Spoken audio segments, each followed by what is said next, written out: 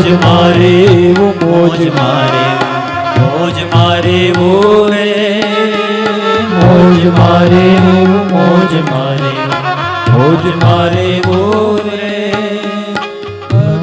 ગોચર અલખ ધણીની મોજ મારે રે ધીરે મોજ મારે મોજ મારે મોજ મારે રે મોજ મારે મોજ મારે મોજ મારે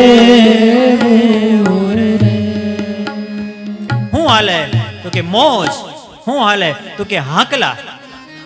બસ એમ હાકલા પડકારા કરવાના, જેમ અશોકભાઈ બેઠા બેઠા કરે ને એટલે આમ આમ હવા શેર લોહી ચડી જાય હો. આપણને કથા કરવાની મજા આવે, આમ થાક ન લાગે જરાય.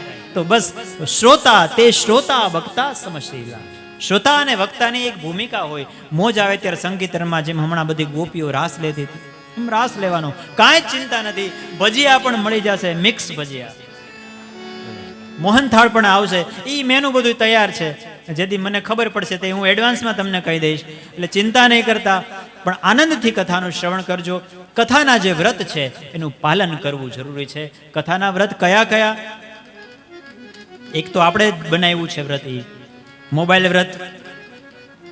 કથા શ્રવણ કરનાર શ્રોતાજનોએ જો એનું પૂરું પુણ્ય પામવું હોય તો મોબાઈલથી અળગા રહેવું. આખો દિવસ ન થઈ શકે તો કથા શ્રવણ દરમિયાન 4 કલાક મોબાઈલને સ્વિચ ઓફ કરવો. સ્વિચ ઓફ કરો, આવું લખ્યું છે. એક સમય જમી શકો તો એક સમય જમવાનું, 2 સમય જમવાની ઈચ્છા હોય તો ચિંતા નહીં કરતા.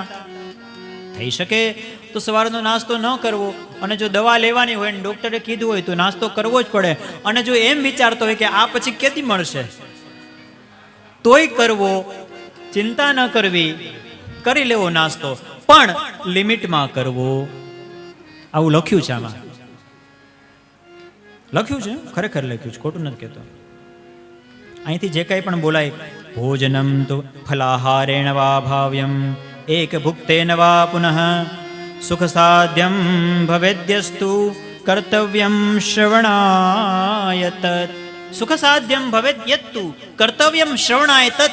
આનો અર્થ એમ થાય કે તમે બેઠા હોય ને અહીંયા કથામાં, ત્યારે તમને બીજું કંઈ યાદ ન આવે, નો નિંદર આવે, નો ઊભું થવું પડે, કે નો કંઈ ભૂખ યાદ આવે, કાંઈ યાદ ન આવે, ખાલી ભગવાન સિવાય બધું ભૂલાય. એના માટે તમારે જે કરવું હોય ને એ કરવાની છૂટ, બરાબર. પછી તો દરેક ભક્તો પોતાની ભૂમિકા પ્રમાણે કોઈક એકટાણું કરે, કોઈ ઉપવાસ કરે, કોઈ ખાલી દૂધ ઉપર પણ ઘણા લોકો નવરાત્રિ વગેરે અનુષ્ઠાન કરતા હોય છે. તમે કોઈ નહીં કરતા. પણ ભોજનમ તુ વરમ મન્યે કથા, ભોજનમ તુ વરમ મન્યે કથા શ્રવણકારકમ. 3 ટાઈમ જમી નહીં, જો તમે આનંદથી કથા શ્રવણ કરી શકો ને તો 3 ટાઈમ જમવાની છૂટ છે, એટલે ચિંતા નહીં કરતા. ધુંધુકારીનું મુક્તિ થઈ એટલે ગોકર્ણ મહારાજે કહ્યું કે આ બધાએ કથા સાંભળી, આ બધાનું શું? તો ભગવાનના દાસ હતા, એણે કહ્યું કે બધાની ભૂમિકા અલગ અલગ છે. ધુંધુકારીએ જેમ કથા શ્રવણ કર્યું ને એમ જો બધાય કરે ને તો આ બધાય માટે વિમાન આવે. અને બીજા જ દિવસથી પાછી કથા શરૂ થઈ. ગોકર્ણ મહારાજે કીધું કે જો આ સાંભળ્યું ને તમે કહેતા હોય તો હું પાછી કથા કરું. તમને ખબર નહોતી કેમ કથા સંભળાય, હવે ખબર પડી ગઈ, પાછી કરવી છે. બધાએ કીધું કે હા.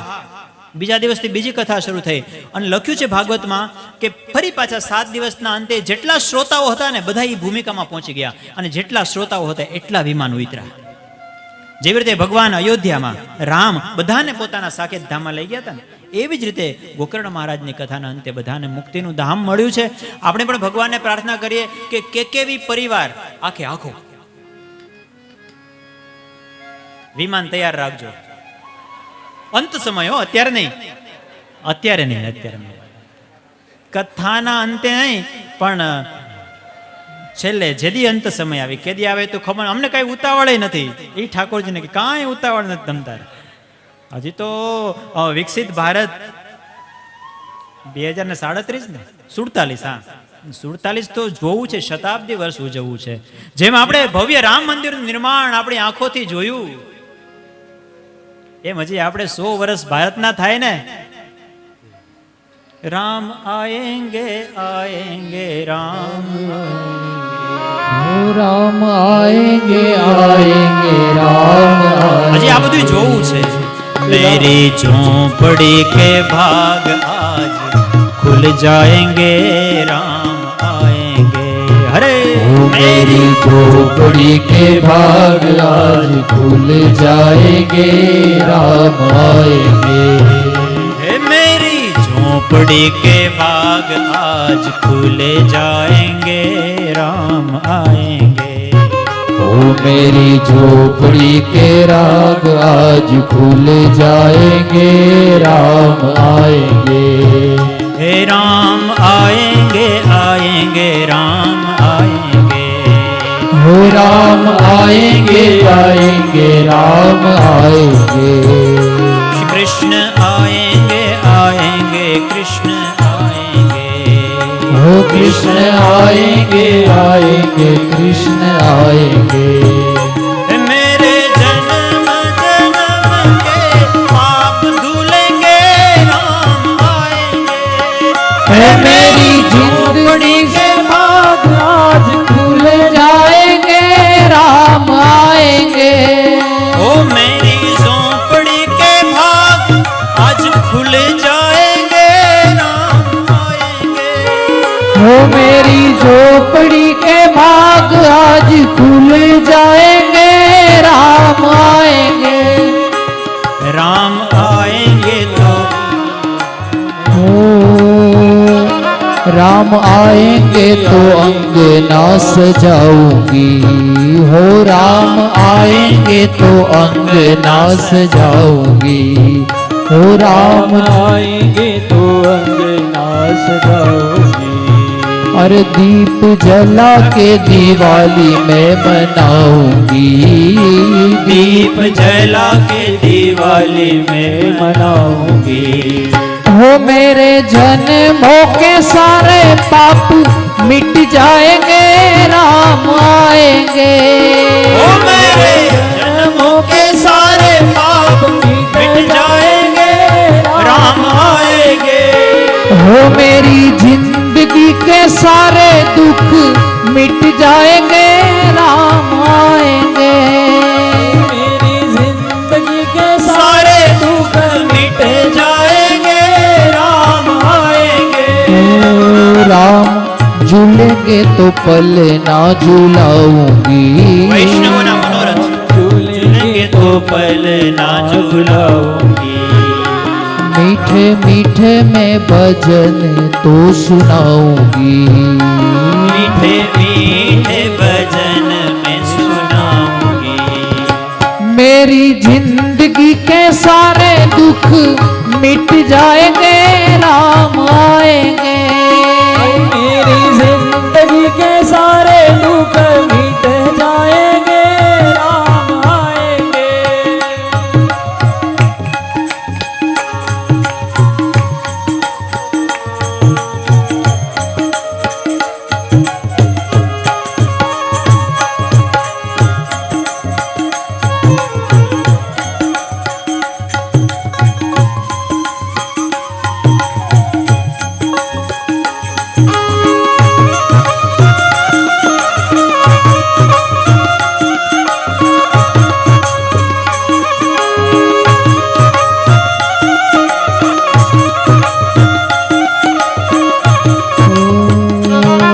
तो रुचि रुचि भोग लगाऊंगी। मैं तो रुचि रुचि भोग लगाऊंगी। माखन मिश्री में राम को खिलाऊंगी। हे माखन मिश्री में आपको खिलाऊंगी। प्यारी प्यारी सीता प्यारे राम संग आएंगे राम आएंगे। प्यारी प्यारी सीता संग राम आएंगे राम आएंगे।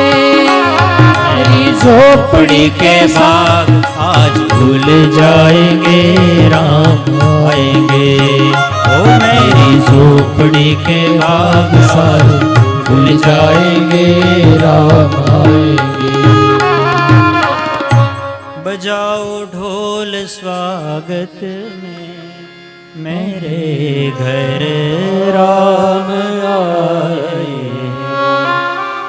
बजाओ ढोल स्वागत में, मेरे घर राम आए। બહુ ઉત્સવ મનાવ્યો આપણે સદીઓની, એ આપણી સંઘર્ષની યાત્રા. આપણા કેટલાય વડવાઓ કે અહીંયા રામ મંદિર અયોધ્યામાં હતું એમ કરીને બિચારા મરી ગયા, જોઈ ના શક્યા. કેટલાય કાર સેવકો સેવા કરવા ગયા, કેટલા વર્ષ એક ઝૂંપડીની અંદર એક તંબુમાં ભગવાન રામ રહેતા હતા. અને એક એવો સિંહ આવ્યો કે જેણે કીધું કે મંદિર વહીં બનાએંગે, મંદિર તો બનશે જ. ઘણા લોકો તો એમ કહેતા કે મંદિર બનાવશે જ નહીં, નકર એનો મુદ્દો પૂરો થઈ જાય. ઘણા એવું જ કહેતા ને, પણ મંદિર બન્યું. આ ભગવાન ઈચ્છે ત્યારે આવું બધું થાય. અને આજે આપણે સૌ અયોધ્યા જઈ અને સુંદર મજાના મંદિરના, અને પછી કાશી વિશ્વનાથના દર્શન કરો તમે, કેટલા અદ્ભુત. બહુ સારો સમય છે. ઘણા લોકો કહેતા હોય છે કે કળિયુગ, પણ હકીકતમાં કળિયુગ જેવું છે જ નહીં, સતયુગ જ છે. સતયુગમાં ભગવાન રામ હતા ને, અને પાછું સતયુગની રામ રાજ્યની સ્થાપના થઈ ગઈ. એટલે બસ કર્મો આપણે સારા કરીએ અને ભગવાનનું નામ લઈએ એટલે આપણે અહીંયા જ સતયુગ છે. તો સુંદર મજાની કથા છે.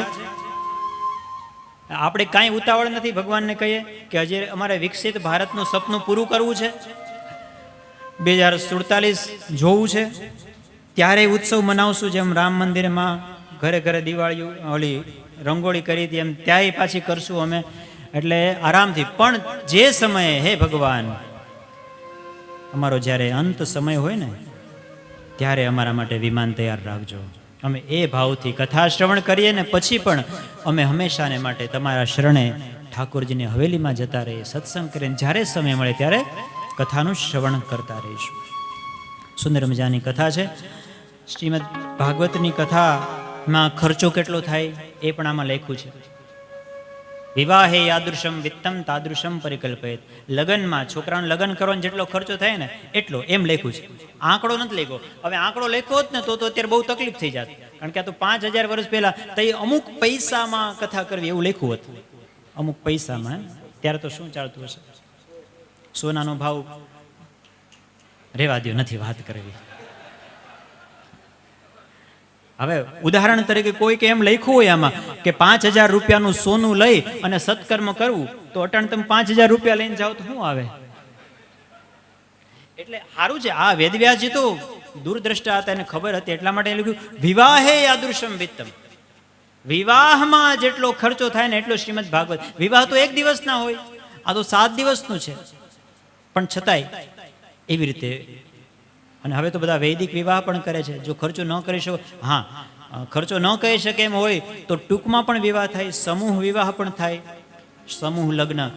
તો એવી રીતે ક્યાંક હરિદ્વારમાં કથા થતી હોય તો ત્યાં એક પાટલો લખાવીને એવી રીતે પણ કથા કરી શકો. તમારા ઘરે પણ પાટલા પારાયણ કરી શકો. પુણ્ય તો સરખું જ છે, પણ આ જે વિશાળ રીતે તમે જે કથાનું આયોજન કરો છો એનાથી અનેક લોકો, તમારા કેકેવી પરિવાર તો ખરો જ, પણ બીજા બધા લોકો આમંત્રિત છે, નિમંત્રિત છે, સગા વાલા સંબંધી મિત્રો બધા જ કથાનું શ્રવણ કરે. અને ખબર નહીં આમાંથી કોઈ એકાદના જીવનની અંદર પણ એકાદ શબ્દ ભગવાનનો આ ભાગવતનો પડી જાય કાનમાં અને એનું જીવન પવિત્ર થઈ જાય તો એનું પુણ્ય બધું જ તમને મળશે. એટલા માટે આ સત્કર્મ કરવું આવશ્યક છે. કથા ક્યાં કરવી? તો તીર્થે વાપી વને વાપી ગૃહે વા શ્રવણમ મતમ. તીર્થમાં કરો તોય વાંધો નહીં, વનમાં કરો તોય પણ થઈ શકે. અને અત્યારના સમય પ્રમાણે આ સમાજ વાડી છે, આ એના માટે જ બનાવેલું છે. કોઈ પણ સારું કામ બધા વિશાલા વસુધાયત્ર એમ લખ્યું છે કે જ્યાં મોટી સંખ્યામાં બધા જ લોકો આરામથી બેસી શકે ત્યાં કથા કરવી. કથાના વક્તા કેવા હોય છે? વિરક્તો, વૈષ્ણવો, વિપ્રો, બ્રાહ્મણ હોય જે વેદશાસ્ત્ર ભણેલ હોય. દ્રષ્ટાંત કુશલો ધીરો વક્તા કાર્યોતિ નિસ્પૃહી હોય. શ્રોતા કેવા હોય? તો શ્રોતા એવા હોવા જોઈએ કે જે કરુણાપૂર્ણ હોય, જે શરણાગતિના ભાવથી કથાનું શ્રવણ કરતા હોય, એવા હોવા જોઈએ. વર્ણમ પંચવિપ્રાણામ. બ્રાહ્મણો દ્વારા પિતૃઓની પૂજા થાય, આવાહિત સ્થાપિત દેવતાઓનું પૂજન થાય, હેમાદ્રી વગેરે થાય. અને પછી દરરોજ એ આવાહિત સ્થાપિત દેવતાઓનું પૂજન કરવું, ગણપતિ આદિ દેવતાઓનું પૂજન કરવું, પિતૃઓનું પૂજન કરવું, બ્રાહ્મણોનું પૂજન કરવું. અને પછી સવારથી લઈને સાંજ સુધી કથાનું શ્રવણ કરવું, એવું લખ્યું છે. લખ્યું છે મારે કેવું પડે, બરાબર. પણ અત્યારના સમય પ્રમાણે આપણે સવારથી સાંજ નહીં, પણ આપણે નવરા થઈ જાય, પરવારી જાય બધા કામમાંથી સવારે, અને પછી બેસી જવાનું, અહીંયા પૂજા કરવાની, પછી કથા શ્રવણ. એટલે 4-5 કલાક પણ જો કથાનું શ્રવણ થાય ને તો આપણા માટે બહુ સારું છે. જો કાંઈ શહેરની અંદર બહુ સારી વાત છે, કોઈને બહુ ચિંતા ન હોય. ગામડામાં અમારે કથા હોય ને તો સાંજે 6 વાગે ને એટલે બધી બાયું ગોપીઓ બધી ઊભી થવા માંડે. મેં કીધું આ કાં જાય? હજી તો મારે અડધી કલાક કથા હાલશે. ભેહું દોવાની હોય, ગમે એમ કરો તમે. હવે પછી એને કેમ રોકવા? એટલે બહુ તકલીફ થાય. બપોરે 3 વાગે ધૂમ તડકામાં વૈશાખ મહિનામાં કથા ચાલુ કરો ને 6 વાગે આપણે એમ લાગે કે માંડ હવે મજા આવે છે, આમ સંકીર્તન ને બધા રાસ લેતા હોય. હવે ગોમટામાં એમ જ થતું, હાંજ પડે આમ કથામાં બહુ મજા આવે, હાંજ પડે હજી કથા લંબાય. તે ભાઈઓને ભાગવાની ઉતાવળ, ઘરે ગાય હોય, ભેંસ હોય, એ બધું હોય. પણ શહેરમાં એ ચિંતા નહીં હો. આપણે સારું સંદીપભાઈ વિચારવા જેવું ખરું. જ્યાં સુધી મોજ આવે ને ત્યાં સુધી કથા કરવી. પણ ચિંતા નહીં કરતા. આપણો જે સમય છે ને એ સમયમાં જ આપણે કથા કરશું. હજી તો 6:30 વાગ્યા છે. આપણે 7:30 સમય છે. 7:30 સુધીમાં તો આપણે આરતી ને બધું કથા શ્રવણ કરવા વાળા લોકોએ કયા કયા નિયમો પાલન કરવા. બ્રહ્મચર્યમ અધઃસુપ્તિ, બ્રહ્મચર્યનું પાલન કરવું. શક્ય હોય તો નીચે સૂવું. પણ તમારે તો હવે નીચે જગ્યા ન હોય, બેડ ફિક્સ હોય, એટલે હવે એની બાજુમાં પાથરણું નાખીને સૂવો તો થાય. પણ એવું નહીં કરતા. પણ અમે હરિદ્વાર જઈએ ને ત્યારે અમારે પહેલા દિવસ પહેલાં બાંધતા હોય. શું કામ? લડાઈ ઝઘડા કરતા હોય કે ઘણી વખત 2 બેડ હોય ને 3 જણા હોય એક રૂમમાં. એટલે હું સૂઈશ ને હું સૂઈશ. પછી કથા સાંભળે ને પછી કે નહીં આ તમે શું ને તમે શું, હું નહીં. ઓલા બેન કે ના હું સૂઈશ. કારણ કે મહાત્મ્ય ખબર પડે ને પછી નીચે સૂવા માટે લડાઈ કરે. બ્રહ્મચર્યમ અધઃસુપ્તિ પત્રાવલ્યામ ચ ભોજનમ, ભાતરવેલિયાની અંદર ભોજન કરવાનું. આ એ સમયનો નિયમ છે. અત્યારના સમય પ્રમાણે આપણે થોડું એમાં ફેરફાર કરી શકાય. સમય પ્રમાણે બધા ફેરફારો થતા હોય છે. છેલ્લા દિવસે ભગવાનનો હોમ પણ કરવો. અને જેને કંઈ મનોકામના હોય, જે દુઃખી લોકો હોય એને ખાસ કથા સાંભળવી, એવું લખ્યું છે. કારણ કે દુઃખ છે ને, જીવનમાં કોણ એવું છે કે જેને દુઃખ ના હોય? તમે જુઓ, ભગવાન રામનું જીવન જુઓ, ભગવાન કૃષ્ણનું જીવન જુઓ. જેનો જન્મ જેલમાં થયો એનાથી મોટો દુઃખી કોણ હોય? અને જન્મતા વેત જે પોતાના મા બાપથી નોખો થઈ ગયો. બોલો, જન્મતા વેત મા બાપથી અલગ, અનાથ કહેવાય ને, અનાથ. અને ક્યાં? ગામડામાં નંદ ગોકુળ, નંદ યશોદાના ઘેરે એનો ઉછેર થયો ગામડામાં. અને રાજાનો દીકરો વસુદેવ દેવકી જેલમાં જન્મ થયો. અને પછી તે કઈ થોડી શાંતિ હતી? જન્મતા વેત જ ત્યાં કેટલા રાક્ષસો આવ્યા. હંમેશાને માટે સતત સંઘર્ષ. અને સંઘર્ષ જેટલો જીવનમાં થાય ને, સોનાને જેટલું ઘસો ને એટલું એ ચમકે. એટલે જીવનમાં જેટલો સંઘર્ષ કરો ને એટલા તમે ઉજળા થાવ. એટલે સંઘર્ષથી ક્યારેય ડરવાનું નહીં. જીવનમાં કઠિન પરિસ્થિતિ આવે તો વિચારવાનું કે આમાંથી મને કંઈક શીખવા મળ્યો. ભગવાનનો આભાર માનવાનો કે ભગવાન તમે આવી પરિસ્થિતિ આપી એટલે આમાંથી રસ્તો કેમ કરવો એ મને શીખવા મળ્યું. તો એમ રડવાનું નહીં. ભગવાનની ઈચ્છા આપણા કર્મનું ફળ છે એમ માની અને હસતા હસતા બધા દિવસો પસાર કરવાના. તો જે માણસ દુઃખી છે, જે રડે છે, એ જો કથા સાંભળે થોડી ઇફેક્ટ ઓછી કરો. ક્યાં છે ભાઈ? એ લોકોને વધારે ફાયદો થશે આ કથા શ્રવણ કરવાથી. બાકી તો ભક્તો વૈષ્ણવ તો સદા કથાનું સેવન કરતા જ હોય છે. આમ સુંદર મજાની કથા શ્રવણના બધા નિયમો કહ્યા છે. શ્રીમદ ભાગવતે શું છે? તો નિગમ કલ્પતરોર ગલિતમ ફલમ શુકમુખાદમૃત દ્રવ સંયુતમ પિબત ભાગવતમ રસમાલયમ મુહુરહો રસિકા ભુવિ ભાવુકા. નિગમ કલ્પતરોર ગલિતમ ફલમ. નિગમ એટલે વેદ. વેદરૂપી કલ્પવૃક્ષનું આ પાકેલું ફળ એટલે શ્રીમદ ભાગવત. યાદ રાખજો, વેદરૂપી કલ્પવૃક્ષ છે અને વેદનો સાર પાકેલું ફળ એટલે શ્રીમદ ભાગવત. તો ફળની અંદર જે સ્વાદ હોય છે એ થળિયામાં નથી હોતો, પાંદડામાં નથી હોતો. કારણ કે તમે કેરી ખાઓ તો એમાં છાલ નીકળે, ગોઠલી નીકળે અને પછી જે રસ વધે એ તમે પીઓ. પણ શ્રીમદ ભાગવત તો એવું છે, દ્રવ સંયુતમ, માત્ર ને માત્ર રસ સ્વરૂપ છે.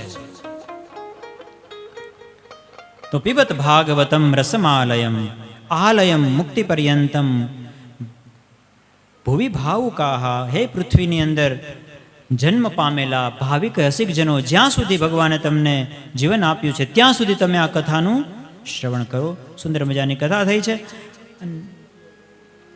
એક દૈન્ય ભાવથી કથા સાંભળવી એની વાત કરી છે કે જ્યારે પણ કથા સાંભળીએ ત્યારે ભગવાનની પાસે એક દીનતાનો ભાવ રાખવાનો.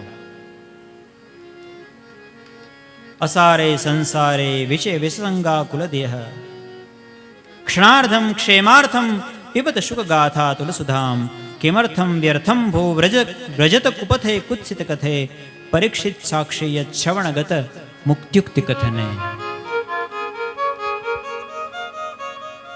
આમ શ્રીમદ ભાગવત કથાનું મહાત્મ્ય કહ્યું છે. સુખદેવજી મહારાજને પરીક્ષિત રાજાને કથા સંભળાવી. એના પછી 200 વર્ષ ગયા ત્યારે ગોકર્ણ મહારાજે કથા કહી અને એના પછી બીજા 30 વર્ષ ગયા ત્યારે લગભગ નારદજીએ સનત કુમારો પાસેથી કથા સાંભળી. આ શ્રીમદ ભાગવતની કથાનું મહાત્મ્ય. અને ત્યારબાદ શ્રીમદ ભાગવતના પ્રથમ સ્કંધની શરૂઆત થાય છે. આવો પેલા શ્લોકનું રસાસ્વાદન કરીએ. જન્માદ્યસ્ય યતોન્વયાદિતરતઃ શાર્થેષ્વભિઘ્નઃ સ્વરા તેને બ્રહ્મહૃદાય આદિકવયે મુહ્યન્તિ યત્સૂરયઃ તેજો વારિમૃદાં યથા વિનિમયો યત્ર ત્રિસર્ગો મૃષા નામ્ના સ્વેન સદા નિરસ્તકુહકં સત્યં પરમ ધીમહિ. સત્યમ પરમ ધીમહિ. અમે પરમ સત્યનું ધ્યાન કરીએ છીએ એમ કરીએ અને શ્રીમદ ભાગવતનું મંગલાચરણ છે. મંગલાચરણમાં કોઈ પણ ગ્રંથ એ કયા ભગવાન માટે લખાયો છે, જનરલી એ ભગવાનનું નામ હોય. કોઈ ભગવાન, રામાયણ તમે ખોલો તો એમાં રામ ભગવાનનું નામ હોય. દેવી ભાગવત તમે ખોલો તો એના મંગલાચરણમાં માતા દેવીની વંદના હોય.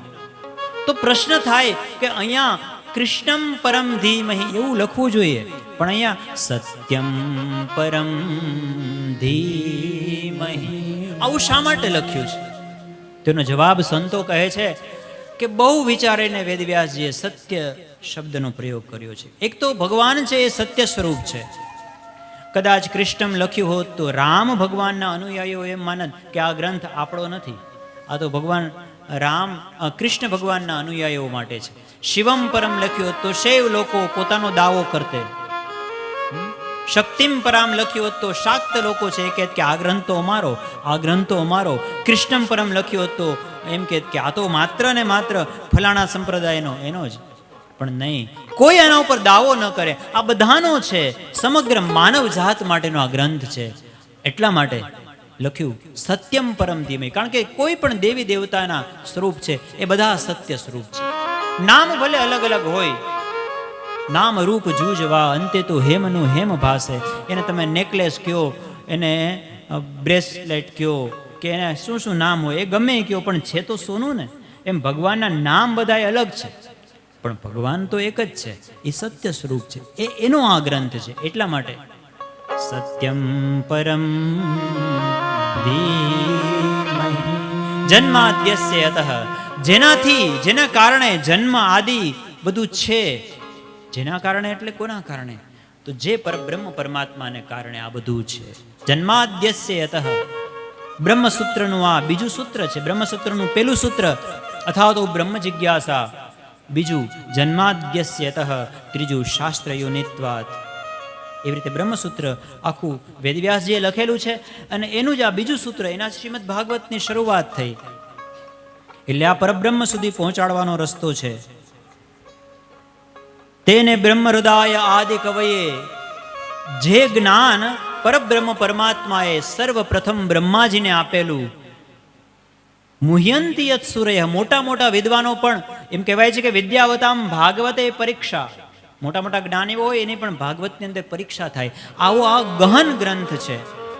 એટલા માટે જો રામકથા તમે શ્રવણ કરો તો એમાં આમ સરળ સરળ હોય. ભગવાન રામની આખી સ્ટોરી, કે ભગવાન રામનો જન્મ થાય, પછી વનવાસ થાય, ને પછી જાય વનની અંદર, પછી જે પ્રસંગો આવે છે બધા, છેલ્લે રાવણને મારે નામ. એમ ભાગવતની અંદર એવી કોઈ એક સ્ટોરી નથી. એટલે ઘણા લોકોને બહુ કન્ફ્યુઝન થાય કે ભાગવત કથામાં મહાભારત ક્યાંથી આવ્યું પાછું? મહાભારત તો અલગ ગ્રંથ છે ઓલરેડી. રામાયણમાં એવું કાંઈ નથી આવતું, તો ભાગવતમાં કેમ એવું બધું છે? પણ આ ગ્રંથ છે એ અદ્ભુત છે. 17 પુરાણો લખાણા પછી લખાણો છે. વેદવ્યાસજીની અંતિમ રચના છે. ભગવાનનું સાક્ષાત સ્વરૂપ છે. ભગવાનના 24 અવતારોની કથા છે. મોટા મોટા ઋષિમુનિઓ, મોટા મોટા વિદ્વાનો પણ આ ભાગવત ગ્રંથની અંદર ઘણી વખત મોહિત થઈ જાય છે, એવી એની કથાઓ છે. જેવી રીતે પૃથ્વી, જળ, વાયુ આ બધું જ પંચતત્વથી બનેલું જગત મિથ્યા હોવા છતાં પણ સત્ય ભાસે છે, એમ જેની કૃપાથી જે સત્ય સ્વરૂપ, જે પ્રકાશ સ્વરૂપ છે, જે ધામના સ્વેન સદા નિરસ્ત કુહકમ, એટલે કે જે પોતાના જ્ઞાનરૂપી પ્રકાશથી ભક્તોના હૃદયની અંદર રહેલા અંધકારને દૂર કરે છે, એવા પરમ જ્ઞાન સ્વરૂપ ભગવાનનું અમે ધ્યાન કરીએ છીએ. સત્યમ પરમ ધીમહિ. અને પછી ફરી પાછું પ્રથમ સ્કંદની કથા કરતા શૌનકાદિ ઋષિઓ કહે છે કે હે સૂતજી, તમે કથા કહો. અમને કથા સાંભળતા સાંભળતા એટલો આનંદ મળે છે કે વયમ તું ન વિતૃપ્યામાં, અમને થાક લાગતો નથી, અમને આનંદ જ આવ્યા રાખે છે. ભગવાનની કથા જેવી છે. ભગવાન આનંદ સ્વરૂપ છે. એટલે ભગવાનની કથા સાંભળો ને ત્યારે તમને આનંદ જ આવે. ઘર ભૂલાઈ જાય, કયો વાર છે એ ભૂલાઈ જાય. આ તો ઠીક છે, મેં તમને આજે કીધું, બાકી આવતીકાલે તમને અચાનક પૂછી લઉં, એમાંથી એકેય જવાબ ન આપી શકે આજ કયો વાર છે. હા, એમાંય પાછું વેકેશન છે. અમારો તો અનુભવ છે. અમારે તો જ્યારે જ્યારે ભાગવત કથા હોય બીજે દિવસે અમારે પૂછવું પડે કે આજ કયો વાર છે. ભૂલાઈ જાય, બધું ભૂલાઈ જાય. ભગવાનની રસલીલામાં ડૂબી જઈએ. પણ એ ભાવ હોય તો આપણે એમાં ડૂબી જઈએ. ભગવાનનો ભાવ, ભગવાનની કથા એવી છે. અમને કહો, આ કથા વિસ્તારથી કહો. ત્યારે સૂતજી કહે છે, સર્વપ્રથમ તો પોતાના ગુરુદેવ શુકદેવજીનું વંદના કરે છે. કોઈ પણ વક્તા જ્યારે કથા કરે ત્યારે પોતાના ગુરુને યાદ કરે. સૂતજીના ગુરુ શ્રી શુકદેવજી છે, એટલા માટે શુકદેવજીની વંદના કરી છે 1-2 શ્લોકમાં. તમ વ્યાસ સૂનું મુકયામી ગુરુમ મુનિનામ. અને ત્યારબાદ નરનારાયણને વંદન કર્યા છે, મા સરસ્વતીને વંદન કર્યા છે.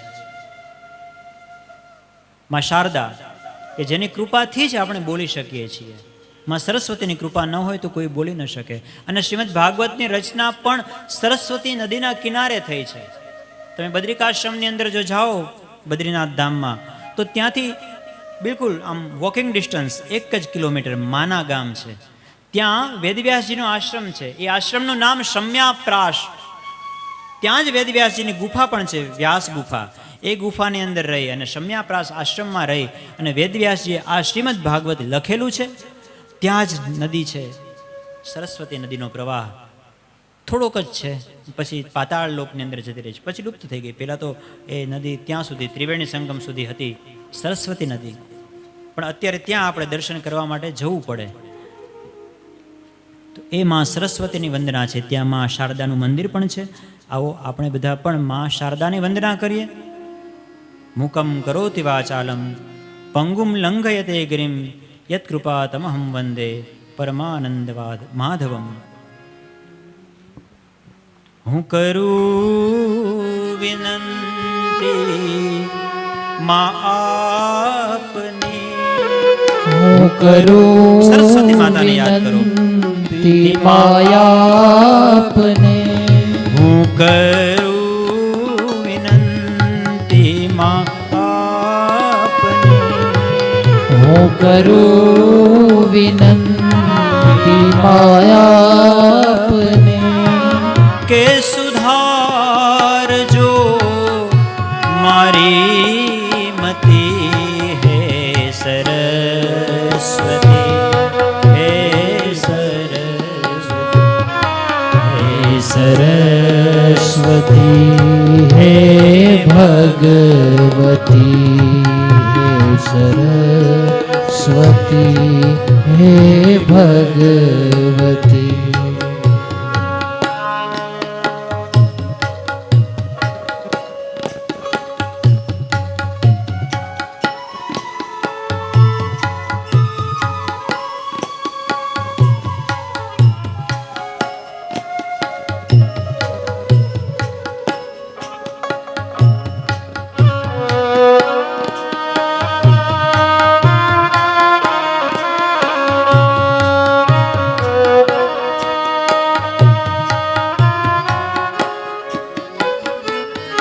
વામ અંગે વીણા ધારતી. વામ અંગે વીણા ધારતી. કર પુસ્તક માલા સોહતી. કર પુસ્તક માલા શોભતી. સોહે સવારી મોરની. સોહે સવારી મોરની. શ્રુતિ જ્ઞાનની છો અધીશ્વરી. હે સરસ્વતી, હે ભગવતી. હે સરસ્વતી, હે ભગવતી. હું કરું વિનંતી મા આપને. હું કરું વિનંતી માયાપને. કે સુધારજો મારી મતી. હે સરસ્વતી, હે ભગવતી. મા સરસ્વતી, હે ભગવતી.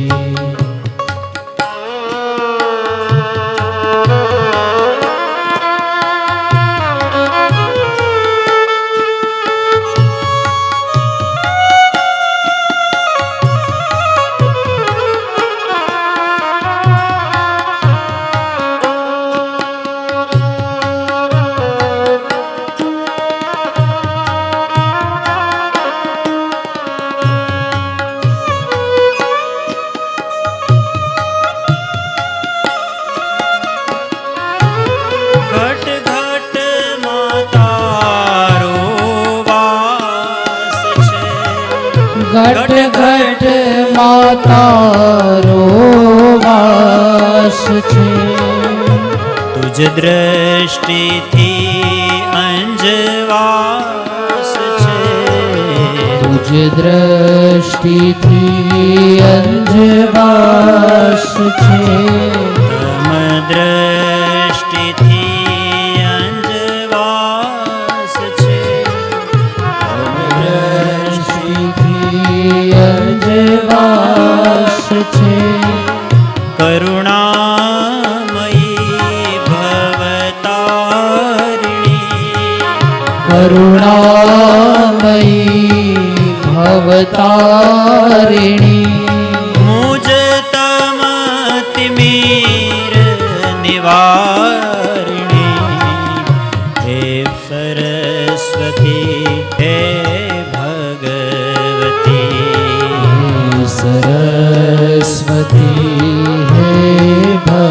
ભગવતી હું કરું વિનંતી માં આપને, હું કરું વિનંતી આપને કે સુધારજો મારી મતી હે સરસ્વતી હે ભગવતી, હે સરસ્વતી હે ભગવતી હે માં સરસ્વતી માં ભગવતી, હે સરસ્વતી હે ભગવતી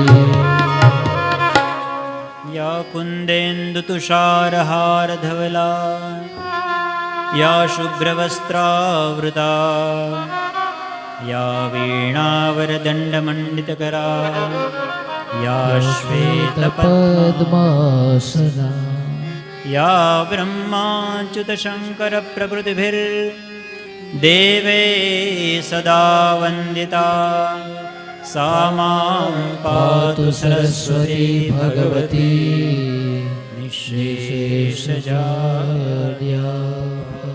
બોલે શ્રી સરસ્વતી માત કી જય. માં શારદાની સ્તુતિ કરી છે. સુતજીએ મંગલાચરણ કર્યું છે. જીવનમાં મંગલાચરણની બહુ જરૂરિયાત છે. જીવનમાં 3 વખત મંગલાચરણ જરૂરી છે.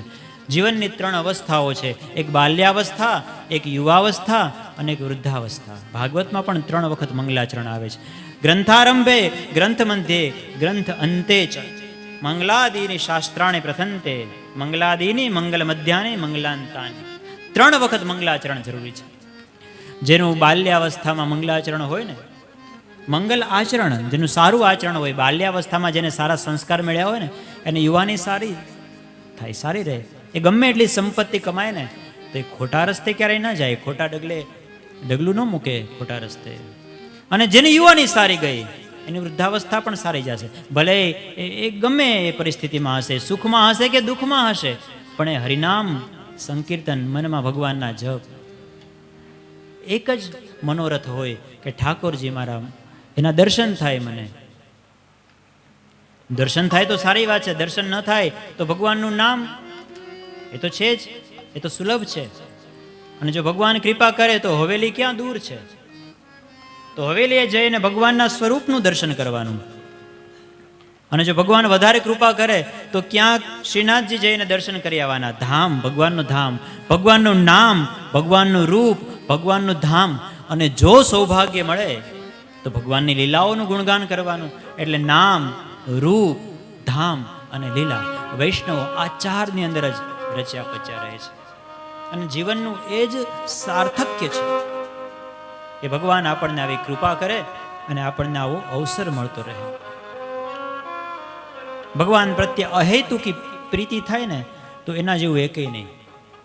સ્વાર્થના સંબંધો હોય છે બધા દુનિયામાં. બધા લોકો જુઓ, આપણે ત્યાં કહીએ છીએ કે બધા જ સ્વાર્થના સંબંધ છે.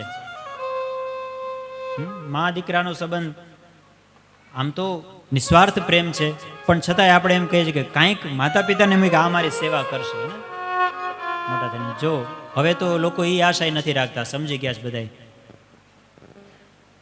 પેલા એક સમય હતો, આ સમજવાની વસ્તુ છે, એક સમય હતો કે આપણે ત્યાં સનાતન સંસ્કૃતિ આપણી, એમાં 4 વર્ણ અને 4 આશ્રમની આખી વ્યવસ્થા, સિસ્ટમ છે. વર્ણ એટલે 4 વર્ણ, બ્રાહ્મણ, ક્ષત્રિય, વૈશ્ય, શૂદ્ર, અને 4 આશ્રમ, બ્રહ્મચર્યાશ્રમ, ગૃહસ્થાશ્રમ, વાનપ્રસ્થાશ્રમ અને ચોથો સંન્યાસ આશ્રમ. પેલા 25 વર્ષ સુધી બ્રહ્મચર્યાશ્રમ, બ્રહ્મચર્યનું પાલન કરવાનું, ગુરુના આશ્રમમાં જઈ અને વેદાધ્યયન કરવાનું. બધાય જાતા, એ કૃષ્ણ હોય તોય ભલે અને સુદામો હોય તોય ભલે, બધા સાંદીપનીના આશ્રમની અંદર એક સાથે ભણે. અને પછી ગુરુ એની યોગ્યતા પ્રમાણે 3 કલાકમાં પેપર લઈને નક્કી ન થઈ જાય કે આને આટલા માર્ક્સ, એમ નહીં. એના જીવનની અંદર કેટલી વેલ્યુઝ છે એના આધારે ગુરુ અમુકને અમુક વર્ષમાં મોકલી દે અને અમુકને રોકે, હજી તું રોકા, હજી તાર રહેવાનું છે, હજી તું ઘડાણો નથી. અને વર્ષાંતે દીક્ષાંત સમારોહ થાય અને પછી સમાવર્તન સંસ્કાર થાય. અને સમાવર્તન સંસ્કાર થાય એટલે એની દીક્ષા પૂરી. તો આમ બ્રહ્મચર્યાશ્રમ પૂરો થાય અને પછી એનો ગૃહસ્થાશ્રમ શરૂ થાય, એટલે એના વિવાહ થાય, વૈદિક વિવાહ. સુંદર મજાના વિવાહ થાય અને ધર્મપૂર્વક, જો પાછા 4 પુરુષાર્થ, ધર્મ, અર્થ, કામ અને મોક્ષ, આ બધી આપણને ખબર હોવી જોઈએ. જીવનમાં દરેક મનુષ્ય આ 4 વસ્તુ પ્રાપ્ત કરવાની છે: ધર્મ, અર્થ, કામ અને મોક્ષ. ધર્મપૂર્વક અર્થનું ઉપાર્જન કરવાનું. ગમે એટલી મિલ બનાવો, 1 માંથી 2, 2 માંથી 3, પણ એનું નામ રાખવું હોય તો ભગવાનનું નામ રાખવાનું. બાલાજી ઓલી મિલ, બરાબર? હા, મને પૂછ્યું તું રાખ્યું ત્યારે સંદીપભાઈ કેમ રહેશે? મેં કીધું વાહ, હનુમાનજી રાજી થશે. માણસો શનિવારે જ ખાલી હનુમાનજીને યાદ કરે છે ને તમે દરરોજ યાદ કરશો, એટલે બાલાજી ઓઇલ મિલ. આ ભગવાનનું નામ, આપણું નામ રાખવું હોય તો ભગવાનનું. તો ધર્મપૂર્વક અર્થ ઉપાર્જન કરવાનું, અને એ ધર્મપૂર્વક ઉપાર્જિત કરેલા અર્થને એનાથી પછી આપણે કામોપભોગ, આપણે ગાડી બંગલો બનાવીએ, 2 બંગલા બનાવીએ, 2 ગાડીઓ લઈએ, ક્યાંક તીર્થયાત્રા કરવા જઈએ. એ ધર્મપૂર્વક અર્થ અને કામ, આ રીતે જો આપણું જીવન ચાલે તો પછી મોક્ષ તો મળવાનો જ છે. એટલે 4 વર્ણ અને 4 આશ્રમ. પહેલો આશ્રમ બ્રહ્મચર્ય આશ્રમ, બીજો આશ્રમ ગૃહસ્થાશ્રમ. ગૃહસ્થાશ્રમમાં રહી અને નીતિથી પૈસા કમાવાની છૂટ છે. કોઈ ના નથી પાડતું, જેટલા કમાઈ શકો એટલા કમાવો, પણ અનીતિથી નહીં. અને આવી રીતે પૈસા કમાવો. પછી તમારો પહેલો મોટો દીકરો હોય ને એના વિવાહ થઈ જાય ને એટલે તમે નિવૃત્ત. આવું હતું પહેલા. એટલા માટે દશરથ રાજાને પણ જો શ્રવણ સમીપ ભય સિતકેશા, એક ધોળો વાળ જોયો એટલે એમ લાગ્યું કે મને મારી ઉંમર દેખાય છે, હવે રામ રાજા બનવાને માટે લાયક થઈ ગયા છે. તરત જ રાજગાદી સોંપી અને કાલે રામનો રાજ્યાભિષેક. નિવૃત્તિ, છોડતા શીખવાનું. જો ધર્મપૂર્વક અર્થ ઉપાર્જન થયું હોય ને તો હંમેશા એમ થાય કે હવે જલ્દી આ છોકરાને સોંપીને અમે નિવૃત્ત થઈ જાય, અમે ભગવાનની કથા સાંભળીએ, અમે તીર્થાટન કરીએ. પણ એ ધર્મથી કર્યું હશે તો આવા વિચાર આવશે, નહીતર નહીં આવે. નહીતર 80 વર્ષે એ જ વિચાર આવશે કે હજી કેમ ભેગું કરી લઉં, હજી કેમ ભેગું કરી લઉં. અને પછી ભેગું કરવામાં ક્યારે યમના દૂતો આવી જશે ને પછી કે રે મારે કથા સાંભળવાની તો રહી ગઈ. તારા ભાગ્યમાં નથી ભાઈ. કથા સાંભળવાની જીવન આખું ભગવાને તને આપ્યું હતું, ત્યારે તને યાદ ના આવ્યા ભગવાન આવ્યા. અંત સમયે જ્યારે યમના દૂતોને જુએ છે ત્યારે તને કથા ભગવાન યાદ આવે છે. હવે એક પણ શ્વાસ નહીં મળે, પૂરું થઈ ગયા, તારા શ્વાસની ગણતરી પૂરી.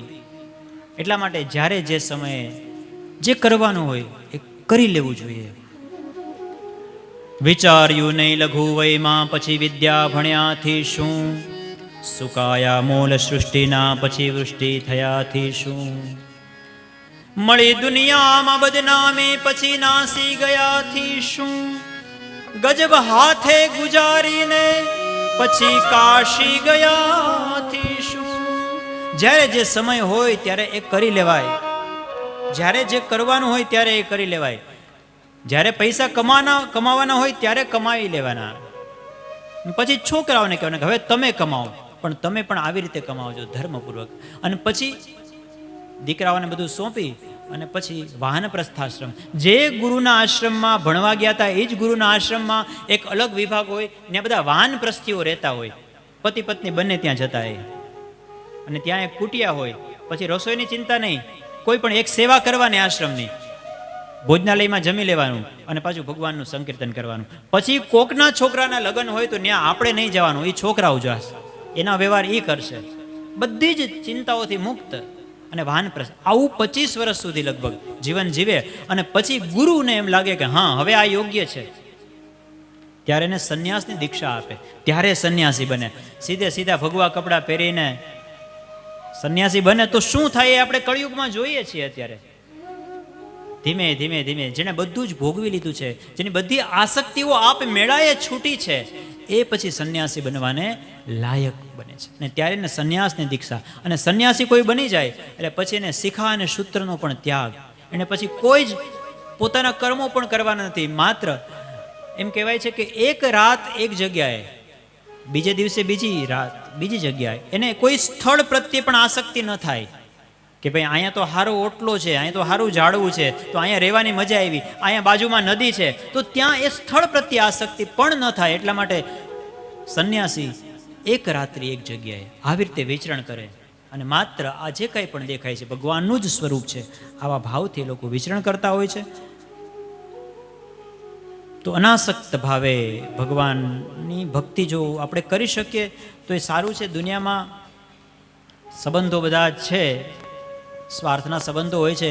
ભગવાનનો સંબંધ એક એવો છે કે જે અહેતુક સંબંધ છે. એટલે ભગવાન સાથે પણ આપણે અહેતુકી ભક્તિ કરવી જોઈએ. જો અહેતુકી ભક્તિ થાય તો એના જેવું એ કંઈ નહીં. એક ભાઈએ બહુ સરસ કીધું કે હું દર્શન કરવા ગયો અને મેં જોયું મંદિરમાં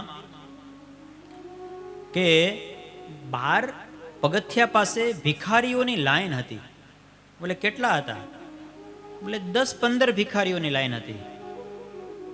હા, બોલે તમે એમાં આશ્ચર્ય શું જોયું? તો સાચી વાત છે, સીધી વાત છે. હોય જ મંદિરોની બહાર 10-12 ભિખારી હોય, મોટા મંદિર હોય, લોકો આવે ને એને કંઈક આપે. બોલે એના કરતાં મને આશ્ચર્ય એ થયું કે મેં અંદર ભિખારીઓની લાઈન જોઈ. અંદર તો એટલા બધા ભિખારીઓ હતા અને સારા સારા કપડાં પહેરીને આવ્યા હતા. એ મને આશ્ચર્ય થયું. એમ એક સંતે કહ્યું. ત્યારે આપણને ખબર પડે કે વાત તો એની સાચી છે. ઓલા તો બિચારા 5 રૂપિયા કે 10 રૂપિયા, અરે રૂપિયાનો સિક્કો નાખો તોય રાજી થઈ જશે, સુખી રહ્યું એમ કે છે. પણ અંદર જે આ બધા સૂટ બૂટ પહેરીને બધા જે મંદિર આખું ખચોખચ ભર્યું છે અને જ્યાં આમ ટેરો પડે કે ટેરો ખુલે ની રાહ જોઈને બેઠા છે, શ્રીનાથજી બાવાના દર્શન ક્યારે થાય, એ બધા ખરેખર નિસ્વાર્થ ભક્તો છે કે પછી ઓની જેવા જ છે? એ લોકો 10 રૂપિયા માગે છે ને આ 10 લાખ માગવા આવ્યા છે, એવું તો નથી ને? ભગવાન તો બધાને જાણે છે, ભગવાનથી તો કંઈ જ છૂપું નથી. એટલા માટે સાચી ભક્તિ એ છે કે જ્યારે અહેતુકી નિસ્વાર્થ ભક્તિ થાય, બસ ઠાકોરજીના દર્શન જ કરવા છે, માગવું નથી કંઈ.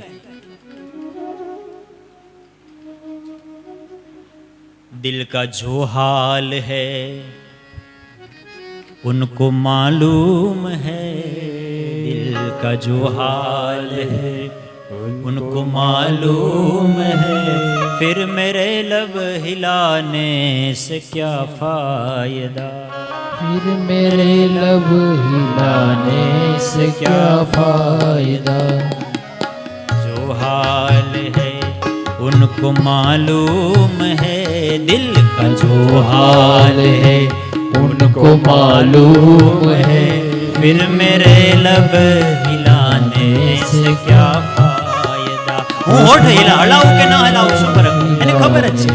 से क्या फायदा, सबका मालिक है वो, सबका दाता है वो, सबका मालिक है वो, सबका दाता है वो, दर बदर आन जाने से क्या फायदा, दर बदर आने जाने से क्या फायदा, दर बदर आने जाने से क्या फायदा, दर बदर आने जाने से क्या फायदा. एक ही आसियाने पे सर झुक गया, एक ही आस आने पे सर झुक गया, दर बदर सर झुकाने से क्या फायदा. दर बदर सर झुकाने से क्या फायदा. हे भगवान તું મારો હું તારો, झुकाने से क्या फायदा. મારે જે કંઈ પણ જોઈએ છે તને બધી જ ખબર છે, તો હું શું કામ માંગુ? અને ઘણી વખત માગવાથી નુકસાન થાય. આપણે આપણી ઈચ્છા પ્રમાણે માગી શકીએ ને. હવે કોઈક ભિખારીને કહો તારે કેટલા જોઈએ બોલ, તમે ક્યારેક પ્રયાસ કરજો તો કે 100 રૂપિયા આપી દો, હું રાજી થઈ જાઉં. 500 એ શું માગી શકે?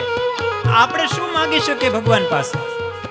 ઘણી વખત ભગવાન આપણને બહુ જાજુ આપવા ઈચ્છતા હોય, પણ આપણે જઈને માગણી જેવી નાની નાની કરીએ ને કે ભગવાન અમારે એક હારામાયલી 4 પૈડા વાળી ગાડી થઈ જાય, 4 બંગડી વાળી ગાડી થઈ જાય. હે ભગવાન BMW, ભગવાન હજી એક સારો બંગલો થઈ જાય, ભગવાન અમારા છોકરાઓને સારું ઠેકાણું મળી જાય. આવીને એ બધું એના ભાગ્ય લઈને આવ્યા છે, એ 7 જન્મમાં એ બધું નોંધાવીને આવ્યા છે, કોણ કોની ભેગા રહેવાના છે. એ તમારે ચિંતા કરવાની જરૂર નથી. હા, તમે પ્રયાસ કરો પણ બહુ ચિંતા ન કરો, ચિંતન કરો ભગવાનનું. ચિંતા ન કરો, ચિંતા છોડો. વૈષ્ણવ વલ્લભાચાર્યજી મહારાજ કહ્યું, ચિંતા કાપિન કાર્યાવે નિવેદિતાત્મભિ. જે નિવેદિતાત્મ લોકો છે એને ચિંતા ન કરવી, ભગવાનના શરણે બધું છોડવું. ચિંતન કરવાનું. આમ જુઓ ને તો ચિંતા અને ચિંતન આ બે જ શબ્દો છે, ચિંતા અને ચિતા. જો ચિતા મરદાને બાળે અને ચિંતા જીવતા માણસને બાળી નાખે, આટલો ફરક છે. ભલે આમ શબ્દમાં એક બિંદુ માત્રનો ફેર છે. એટલા માટે ચિંતા ક્યારેય ન કરવી, ભગવાનનું ચિંતન કરવું. સુંદર મજાની કથા થઈ રહી છે. ભગવાનને પ્રાર્થના કરે કે હે ભગવાન, તમે અમને એવી આશીર્વાદ આપો, એવા આશીર્વાદ આપો, અમારા ઉપર એવી કૃપા કરો કે અમને તમારી પાસેથી કંઈ માગવાનું મન ન થાય. તારે જી આપવું હોય નહીં આપ, સુખ આપતોય ભલે, દુઃખ આપતોય ભલે. મુનઃ સાધ પૃષ્ઠોહમ ભવદ્ભિર્લોકમંગલમ યત્કૃતઃ કૃષ્ણ સંપ્રશ્નો યેનાત્મા સુપ્રસીદતે. હે ઋષિમુનિઓ, તમે બહુ સુંદર પ્રશ્ન કર્યો છે. તમે જે પ્રશ્ન કર્યો છે એના જવાબમાં હું તમને ભગવાનની કથા સંભળાવું છું. સૂતજી કથા કહે છે કે ભગવાનની કથા, ભગવાનનું નામ એ જ જીવનનો સાર છે. અને આ ભક્તોને ભગવાનની કથા મળે એટલા માટે ભગવાન સમયાંતરે અલગ અલગ અવતાર લઈને આ પૃથ્વી ઉપર આવે છે. આવા ભગવાને 24 અવતારો અત્યાર સુધીમાં લીધા છે. ભગવાનનો પહેલો અવતાર એટલે સનત કુમારોનો. સનત, સનંદન, સનાતન અને સનત કુમાર આ 4 ભાઈઓ છે. બ્રહ્માજીના માનસ પુત્રો છે. આ ભગવાનનો પહેલો અવતાર છે. તપસ્વીઓ છે. બીજા અવતારમાં ભગવાન વરાહ બન્યા છે અને રસાતળમાંથી પૃથ્વીને કાઢી અને પોતાની 2 દાઢ ઉપર સ્થિર કરી છે. ત્રીજા અવતારમાં ભગવાન નારદ બન્યા છે અને હરિનામ સંકીર્તન કરતા કરતા ભક્તિનું મહાત્મ્ય વધાર્યું છે. 3 લોકની અંદર વિચરણ કરે છે. ચોથા અવતારમાં ભગવાન નર અને નારાયણ બની અને તપસ્યા કરી છે, અસુરોનો વધ કર્યો છે. પંચમા અવતારમાં ભગવાન કપિલ બનીને પધાર્યા છે. છઠ્ઠા અવતારમાં અત્રિ અને અનુસૂયાને ત્યાં ભગવાન દત્તાત્રેય બનીને આવ્યા છે. સાતમા અવતારમાં ભગવાન આકુતિ અને રુચિ ઋષિથી યજ્ઞનારાયણ સ્વરૂપે પ્રગટ થયા છે. આઠમા અવતારમાં ભગવાન ઋષભદેવ સ્વરૂપે પ્રગટ થયા છે. આ ભગવાનનો 8મો અવતાર છે ને ઋષભદેવજી, એ જૈન લોકો એને પહેલા તીર્થંકર ગણે છે. એટલે જૈન આમ તો આપણામાંથી જ પછી અલગ ફાટો પડ્યો, બૌદ્ધ પણ આપણા જ છે, આમ તો બધાએ આપણા જ છે, બધું સનાતન જ છે. એટલે સનાતન કરવાની જરૂર નથી. આમ તો મને એક ભાઈએ બહુ સરસ વાત કરી કે સનાતન ધર્મની બ્યુટી એ છે કે તમે માનો કે તમે મુસ્લિમ હોય તો તમે મસ્જિદમાં ન જાઓ તો તમે કાફિર કહેવાઓ. તમે મસ્જિદમાં ન જાઓ તો તમે કાફિર. ઓલા લોકો તમને મારી નાખે એમ કહો કે હું ખુદા નથી માનતો, તમારા ધડથી અલગ કરી નાખે માથું. પણ સનાતન ધર્મની એ બ્યુટી છે કે તમે મંદિરમાં ન જાઓ ને તોય તમે સનાતની જ છો. તમને કોઈ એમ નહીં કે તમે સનાતની નહીં. આ આપણા સનાતન ધર્મનું બ્યુટી, એનું સૌંદર્ય છે. તમને ખબર છે આપણે ત્યાં દર્શન કેટલા? 6 દર્શન, 6 દર્શન છે. એમાંથી 2 દર્શનો તો એવા છે, 3 એ નાસ્તિક દર્શનો પણ છે 6 દર્શન સિવાયના, કે જે ભગવાનને નથી માનતા. તો એ પણ એક આખું શાસ્ત્ર છે, દર્શન શાસ્ત્ર. એ માત્ર પ્રકૃતિને માને છે. કાંઈ વાંધો નહીં, પ્રકૃતિ ભગવાનનું જ સ્વરૂપ છે, હમણાં આવશે. તમે ગમે એ રીતે ભગવાનને માનો કે ન માનો, તમને ભગવાન ભાવે કે ન ભાવે, પણ ભગવાન તમને ન ભાવે. તમને ભગવાન ભાવે કે ન ભાવે, પણ ભગવાન તો તમને ન ભાવે જ. એટલા માટે ભગવાનના અલગ અલગ અવતારો થાય છે કે જેથી કરીને આપણે ભગવાનની એ લીલાઓનું ગુણગાન કરી શકીએ. આવા ભગવાનના આ 6થો અવતાર, 8મો અવતાર છે એ ઋષભદેવજીનો. 9મા અવતારમાં ભગવાન પૃથુ થઈને પ્રગટ થયા. રાજા કેવો હોવો જોઈએ એ બધાને બતાવ્યું છે. 10મા અવતારમાં ભગવાન સમુદ્ર મંથન થતું હતું ને ત્યારે મોટા કાચબાનું રૂપ લીધું અને કચ્છપ ભગવાન, કચ્છપ નારાયણ પ્રગટ થયા છે. 11મા અવતારમાં ભગવાન મત્સ્ય અવતાર થયો છે. 12મા અવતારમાં ભગવાન ધન્વંતરી થઈને અમૃતનો કળશ લઈને પ્રગટ્યા છે. 13મા અવતારમાં ભગવાન મોહિની થઈ અને એ સુરા જે પેલું અમૃત કળશ હતો એ દેવતાઓને પાન કરાયું અને અસુરોને મોહિત કર્યા. 14મા અવતારમાં ભગવાન નરસિંહ બનીને પ્રગટ થયા, થાંભલામાંથી પ્રગટ થયા. જો ભગવાન ગમે ત્યાંથી પ્રગટ થાય, ગમે એવા પ્રગટ થાય. ભક્તનો ભાવ અને જે તે સમયની પરિસ્થિતિ પ્રમાણે ભગવાન પ્રગટ થાય. ભગવાન અલગ અલગ, એવું નથી કે ભગવાન ક્ષત્રિયને ત્યાં જ પ્રગટ થાય, ભગવાન બ્રાહ્મણને ત્યાં પણ પ્રગટ થાય. ભગવાન માણસ બનીને જ આવે એવું જરૂરી નથી. ભગવાન પશુઓના સ્વરૂપમાં પણ પ્રગટ થાય. જ્યારે સમયની જેવી ડિમાન્ડ હોય ભગવાન એવા બની અને એ સમયે આવે. તો 14મા અવતારમાં ભગવાન નૃસિંહ બન્યા છે. 15મા અવતારમાં ભગવાન વામન બનીને બલિરાજાના યજ્ઞની અંદર પધાર્યા છે અને 3 ડગલામાં પૃથ્વીની આખી માપી લીધી ભગવાને. 16મા અવતારમાં ભગવાન પરશુરામ થઈને બ્રાહ્મણના કુળમાં પધાર્યા.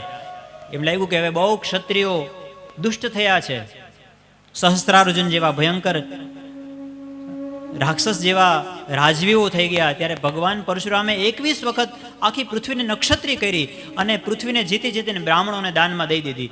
પણ બ્રાહ્મણો કાંઈ આ બધું સંભાળી શકે નહીં બહુ જાજો સમય. એ તો ભગવાનની ભક્તિ અને મંત્રો બોલવામાંથી, ભગવાનની પૂજા પાઠમાંથી નવરા થાય નહીં. એટલે ભગવાન પેલા બ્રાહ્મણોને બહુ આપતા જ નહીં. એ તો હવે મોટર ગાડીઓ થઈ છે બધાને. બાકી પેલા જો એક ગરીબ બ્રાહ્મણ, એવું સાંભળ્યું ને, એક ધનવાન બ્રાહ્મણ હતો એવું સાંભળ્યું કે એક ગરીબ બ્રાહ્મણ. કારણ કે બ્રાહ્મણને માટે એનું તપ, એની વિદ્યા, એ ધન છે ને, એ જ એના માટે ધન હોય છે. એ ધન માટે કોઈ દિવસ પ્રયાસ કરતો જ નથી. અને પ્રયાસ કરે ને તો એ સત્તાનો પલટો પણ કરી શકે, ચાણક્ય બનીને આવે તો. અને એમ લાગે કે ધનાનંદ આ યોગ્ય રાજા નથી, તો એ ધારે તો પોતે બેસે, પણ નહીં, પોતે ન બેસે, એની આસક્તિ જેમાં ન હોય. એક એવો ચંદ્રગુપ્તને તૈયાર કરે અને કહે કે રાજા હોય તો આના જેવો, અને એમ બીજાને રાજગાદી સોંપી દે. આ બ્રાહ્મણનું કર્મ છે. તો ભગવાન પૃથુ થઈને આવ્યા, પરશુરામ થઈને આવ્યા, નક્ષત્રી પૃથ્વી કરી. 17મા અવતારમાં ભગવાન જ્ઞાનાવતાર વેદવ્યાસ થઈને આવ્યા. એક વેદના 4 વેદ કર્યા, 18 પુરાણ લેખા, મહાભારત લખ્યું.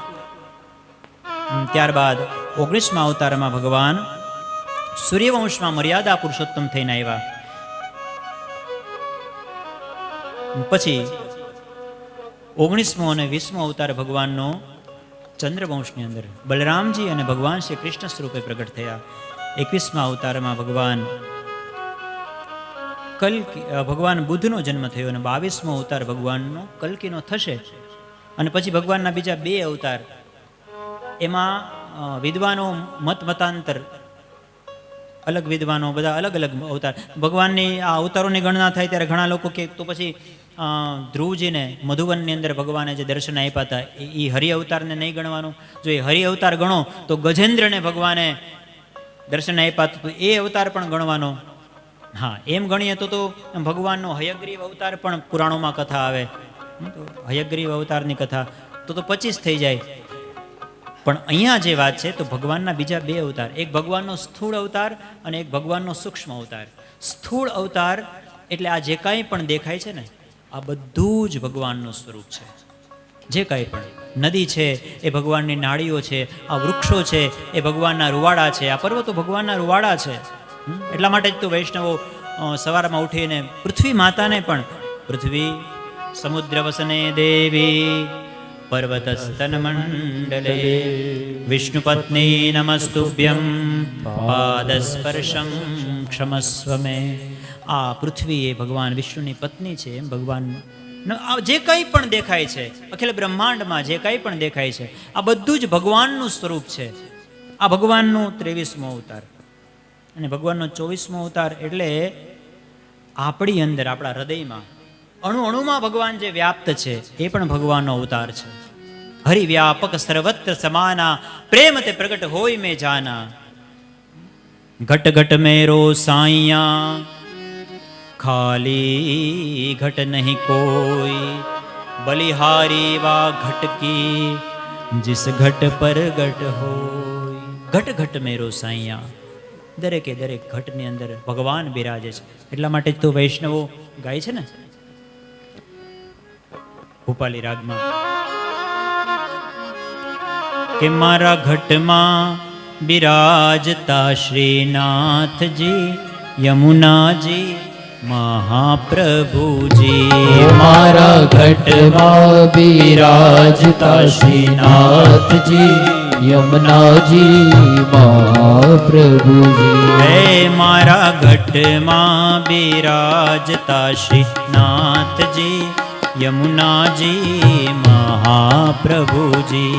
ઓ મારા ઘટમાં બિરાજતા શ્રીનાથજી, યમુનાજી મહાપ્રભુજી મનડું છે ગોકુળ વન રાવણ મારું મનડું છે ગોકુળ વને રાવણ મારા તન નાગણિયામાં તુલસી નાવન મારા પ્રાણ જીવન ઓ મારા ઘટમાં વિરાજતા શ્રીનાથજી યમુનાજી શ્રી મહાપ્રભુજી મારા ગઢમાં બિરાજતા શ્રીનાથજી યમુનાજી મહાપ્રભુજી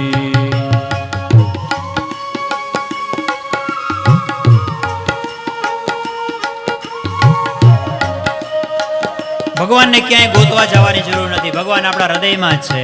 મારા આત્મના આંગણે શ્રી મહાપ્રભુજી મારા આત્મના આંગણે શ્રી મહાપ્રભુજી હે મારા આત્મના આંગણે શ્રી મહાકૃષ્ણજી ઓ મારા આત્મના આંગણે શ્રી મહાકૃષ્ણજી હે મારી આંખો વિશે ગિરધારી રે ધારી મારી આંખો દિશે ગિરધારી રે ધારી મારી આંખો વિશે ગિરધારી રે ધારી મારી આંખો દિશે ગિરધારી રે ધારી મારું તન મન ગયું છે જેને વારી રે વારી મારા શ્યામ મોરારી ઓ મારા ઘટમાં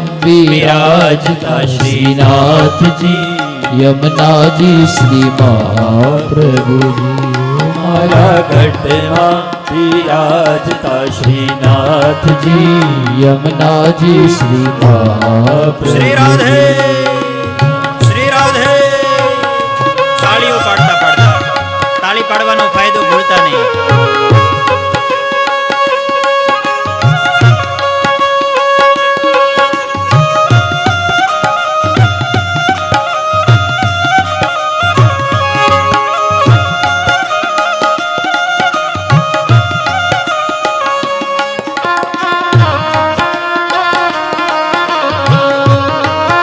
તાળી પાડતા હોય અને સંકીર્તન કરતા હોય એવા વૈષ્ણવ તો ભગવાનને બહુ વાલા છે. જય હો જય હો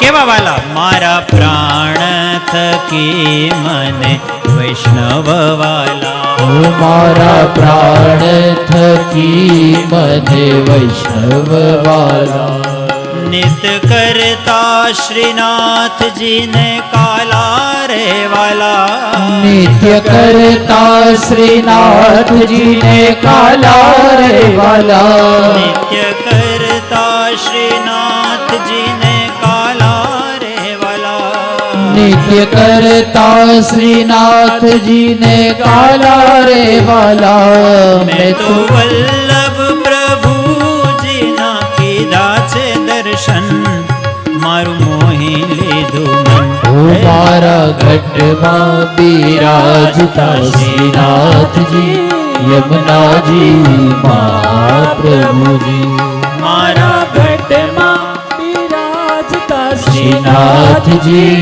યમુનાજી મહાપ્રભુજી શ્રી રાધે શ્રી રાધે શ્રી રાધે.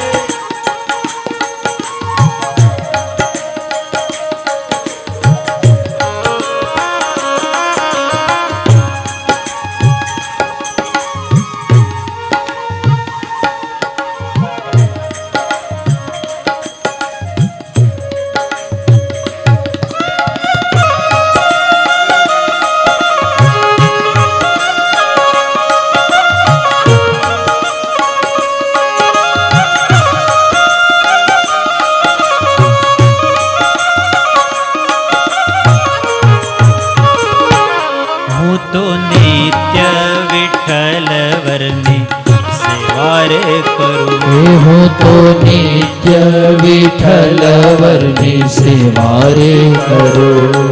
હું તો આઠે સમા કેરી ઝાંખી રે કરું. હું તો આઠે સમા કેરી ઝાંખી રે કરું. હું તો આઠે સમા કેરી ઝાંખી રે કરું. હું તો આઠે સમા કેરી ઝાંખી રે કરું. મેં તો ચિતડું શ્રીનાથજીને ચરણે ધર્યું, જીવન સફળ કર્યું. ઓ મારા ગઢમાં બિરાજતા શ્રીનાથજી, યમુનાજી શ્રી મહાપ્રભુજી. મારા ગઢમાં બિરાજતા શ્રીનાથજી શ્રી યમુનાજી શ્રી મહાપ્રભુજી.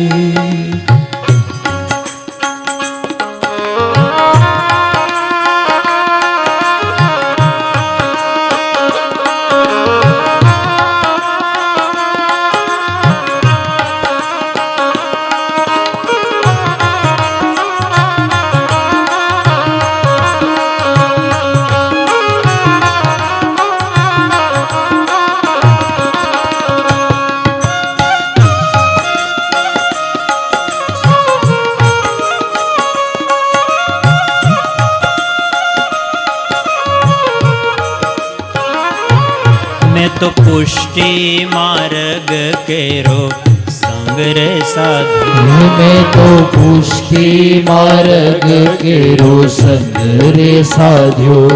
મને ધોળ કીર્તન કેરો રંગ રે લાગ્યો. મને ધોળ કીર્તન કેરો રંગ રે લાગ્યો. મને ધોળ કીર્તન કેરો રંગ રે લાગ્યો.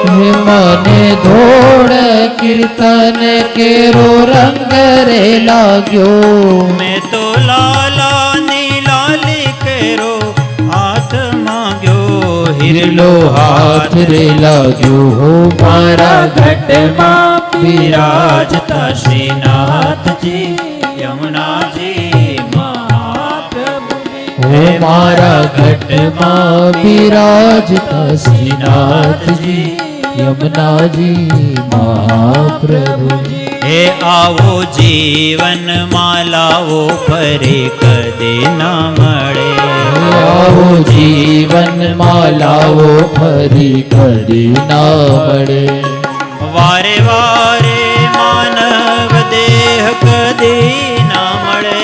વારે વારે માનવ દેહ કદી ના મળે. વારે વારે માનવ દેહ કદી ના મળે. વારે વારે માનવ દેહ કદી ન ફરે. ફેરો લખ રે 84 નો મારો રે ફળે. મન મોહન મળે. હો મારા ઘટમાં બિરાજતા શ્રીનાથજી યમુનાજી મહાપ્રભુજી. હો મારા ઘટમાં બિરાજતા શ્રીનાથજી યમુનાજી મહાપ્રભુજી. હે મારી અંત સમય કેરી સુનો રે અરજી. મારી અંત સમય કેરી સુનો રે અરજી. લેજો શરણોમાં શ્રીજી બાવા દયા રે કરી. ચરણોમાં શ્રીજી બાવા દયા રે કરી. લેજો ચરણોમાં શ્રીજી બાવા દયા રે કરી. લેજો ચરણોમાં શ્રીજી બાવા દયા રે કરી. મને તેડા રે યમ કેરા કદી ના આવે. મારો નાથ તેડાવે. મારા ઘટમાં બિરાજતા શ્રીનાથજી યમુનાજી મહાપ્રભુજી. મારા ઘટમાં બિરાજતા શ્રીનાથજી યમુનાજી મહાપ્રભુજી. ઓ મારા શ્રીનાથજી બોલો, શ્રી યમુનાજી બોલો. શ્રીનાથજી બોલો, શ્રી યમુના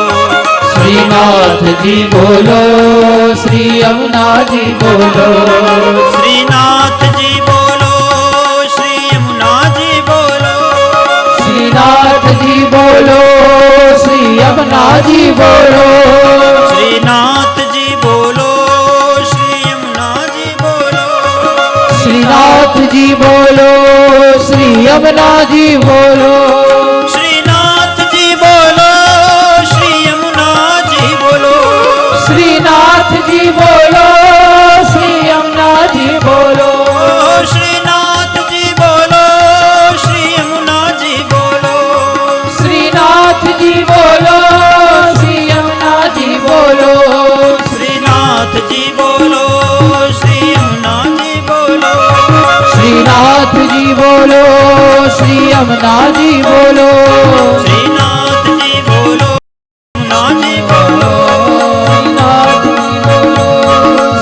યમુનાજી બોલો, શ્રીનાથજી બોલો, શ્રી યમુનાજી બોલો,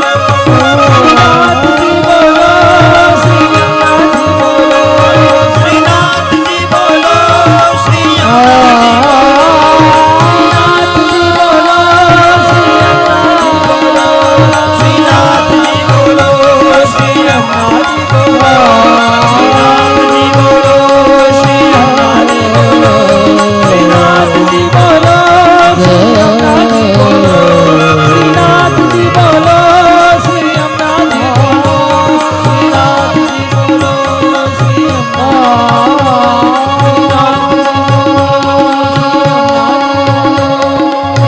શ્રી વલ્લભાધીશ કી શ્યામ સુંદર શ્રી અમને મહારાણી કી જય, બોલીએ શ્રી ભાગવત ભગવાન કી જય. ભગવાનના આવા દિવ્ય અવતારોની કથા છે. પ્રથમ સ્કંદની અંદર આગળની કથા આપણે આવતીકાલે જોશું. જય જયકાર કરીએ અને કથા વિરામ કરીએ, પછી આરતી અને પછી ભોજન પ્રસાદ. શ્રી સદગુરુદેવ ભગવાન કી જય. શ્રી ભાગવત ભગવાન કી જય. ઓમ નમઃ પાર્વતી પતે હર હર મહાદેવ. જય જય શ્રી રાધે, જય જય શ્રી રાધે, જય જય શ્રી રાધે, જય જય શ્રી રાધે, જય જય શ્રી રાધે, જય જય શ્રી રાધે, વૃંદાવન બિહારી લાલ કી જય. બોલી શ્રી ભાગવત ભગવાન કી જય.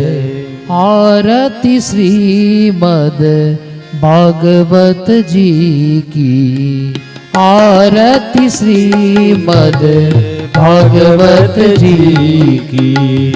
महापुराण भागवत निर्मल सुख मुख विगलित निगम कल्प फल परमानंद सुधारसमय फल लीलारती रस रस निधान की। लीलारती रस रस निधान की। आरती श्रीमद भागवत जी की।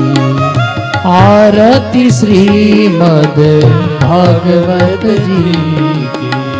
कलिमल मथनी त्रिताप निवारिणी जन्म मृत्युमय भवभयहारिणी सेवत सतत सकल सुखकारिणी। सेवत सतत सकल सुखकारिणी। सुमोषधि हरि चरित गान की। सुमोषधि हरि चरित गान की। आरती श्रीमद भागवत जी की। आरती श्रीमद भागवत जी की। परमहंस मुनि जन उल्लासिनी। परमहंस ઉલ્લાસિની રસિક હૃદય રસ રાસ વિલાસિની રસિક હૃદય રસ રાસ વિલાસિની ભુક્તિ મુક્તિ રતિ પ્રેમ સુદાસિની ભુક્તિ મુક્તિ પ્રેમ સુદાસિની કથા કિંચન પ્રિય સુજાનકી કથા કિંચન પ્રિય સુજાનકી आरती श्रीमद भागवत जी की कर्पूर गौरम करुणावतारम संसार सारम भुजगेन्द्रहारम सदा वसंतम हृदयारविंदे भवं भवानी सहितं नमामि मंगलम भगवान विष्णु मंगलम गरुड़ध्वज મંગલમ પુંડરીકાક્ષ મંગલાય તનોરી सर्व मंगल मांगल्ये शिवे सर्वार्थ साधिके शरण्ये ત્રંબકે ગૌરી नारायणी नमोस्तुते જલેન શીતલીકરણમ મયાનિ કાનિ ચ પાપાનિ જન્માંતરકૃતાનિ ચ તાનિ સર્વાણિ નશ્યન્તુ પ્રદક્ષિણામ પદે પદે હસ્તે હિ દેવાભિવંદનમ નાથેથી ભાગવતજીને આરતી આપી જાઓ. સ્વસ્તે હિ દેવાભિવંદનમ દેવમ દત્વા આત્મકલ્યાણાર્થે આત્માભિવંદનમ. હરે કૃષ્ણ હરે રામ રામ રામ હરે હરે हरे कृष्ण हरे राम राम राम हरे हरे હરે કૃષ્ણ હરે રામ રામ રામ હરે હરે ओ हरे कृष्ण हरे राम राम राम हरे हरे હરે કૃષ્ણ હરે રામ રામ રામ હરે હરે हरे कृष्ण कृष्ण कृष्ण हरे राम राम राम हरे कृष्ण हरे राम राम राम हरे हरे હરે કૃષ્ણ હરે રામ રામ રામ હરે હરે गाओ हरे कृष्ण हरे राम राम राम हरे हरे હરે કૃષ્ણ હરે રામ રામ રામ હરે હરે હવે બીજાને પણ દર્શન ને વંદન પ્રદક્ષિણા બહેનો ભાઈઓને કરવા હોય એ લોકો આવી શકે છે પ્રદક્ષિણા માટે.